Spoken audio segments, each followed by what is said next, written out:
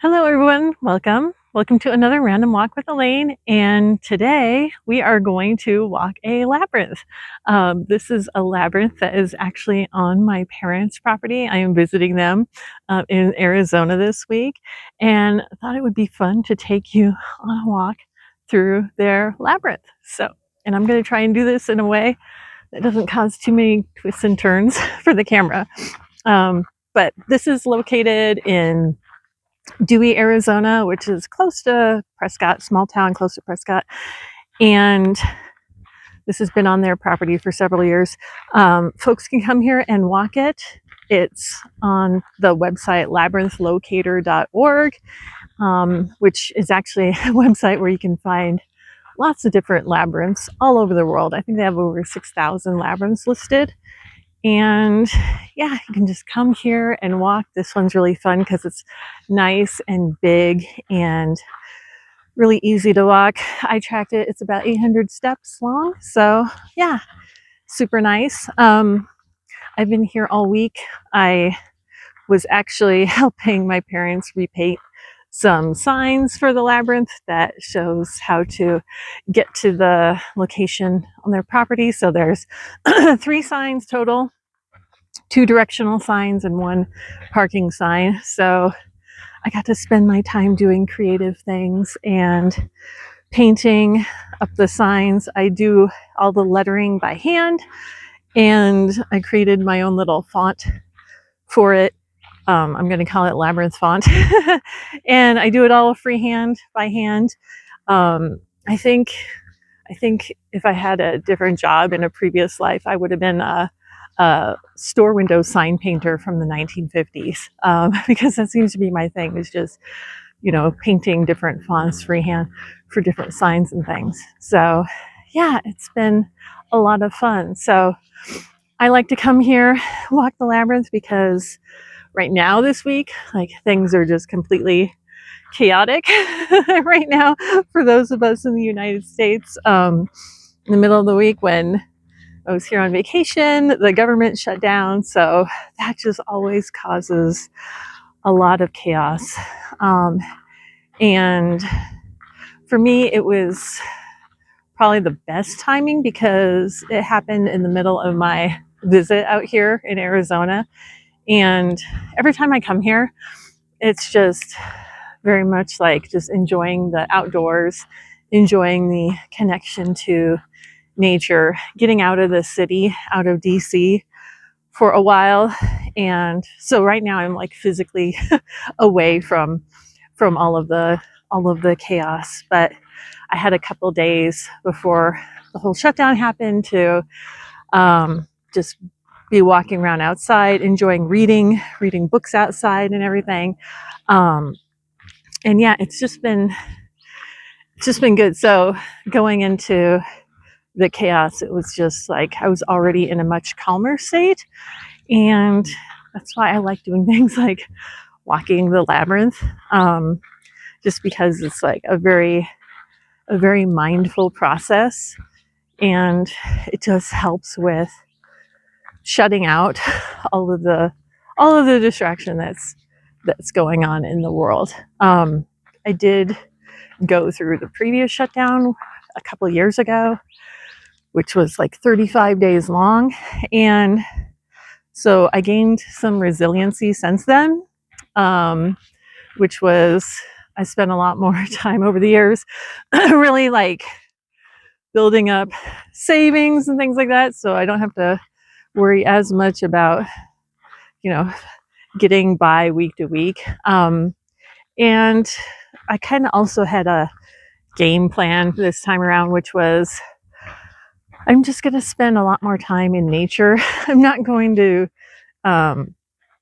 squander the quiet time that we have right now, and just really spend the times doing things that I didn't have time to do before. So doing a lot more, just enjoying the outdoors, being out in nature, and discovering new things. So yeah, going into this in a much better mental state, I guess is what you would say, which I think is what helps with being resilient for at least a little more flexible too, and being able to manage energy and get through really uncertain, chaotic times. Um, we're almost to the center here, so let's finish up here. I will show you what the little center spot looks like here.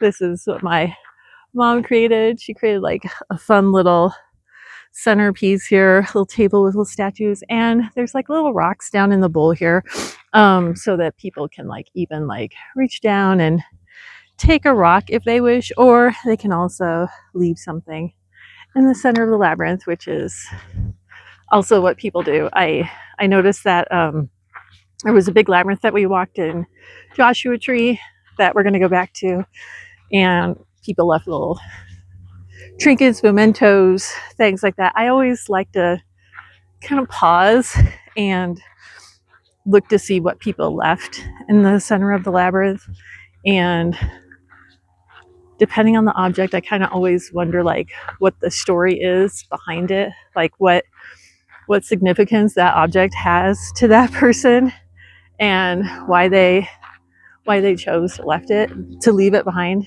in the labyrinth. So, and it's like a lot of just random things. Sometimes you find business cards, sometimes there's coins, sometimes it's like something from where they're from, like a memento from their state or their city,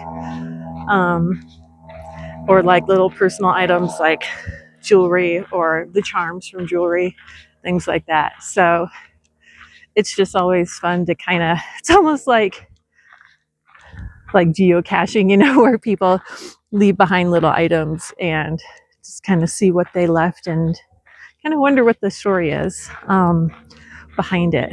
So yeah, so this is kind of how I'm going to be spending my time, enjoying things like this outside in nature and working on continuing my creative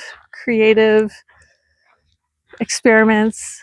I spent a lot of time this week on vacation making artwork. Like I said, I did the signs for the labyrinth. I also made a couple of zines for a fall market that's coming up here in Prescott, and that I'm going to be helping my mom with. It's the Northern Arizona Witch Market for October, so we're going to do that tomorrow. That's going to be lots of fun.